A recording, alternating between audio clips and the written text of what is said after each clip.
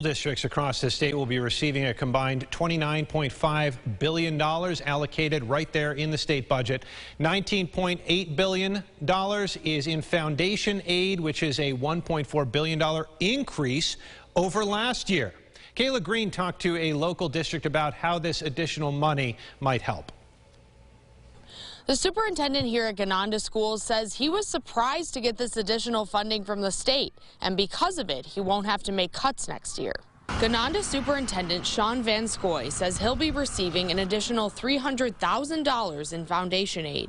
We've been waiting for the dark clouds and the storm and the lightning, and all of a sudden the sun came out yesterday on April 6th, and this was unexpected. We did not expect to have this kind of a positive result from the budget in our school district. The foundation aid formula determines how much money each district receives per student based on income, poverty, and overall wealth in each district. He says it's been frozen for around 10 years, and he's been waiting for this increase. We were preparing to have to do some adjustments to staffing and some other areas. We're going to have to make some cuts, so we won't have to do those for next year. Assemblymember Harry Bronson says in addition, districts will be reimbursed for federal COVID-19 funds used by the state last year. For instance, the Rochester City School District, that dollar amount is $29 million.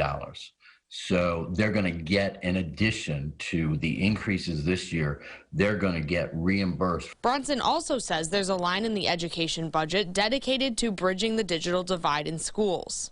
Unfortunately, for students who are in lower income areas or, in the urban setting, this has disproportionately impacted them.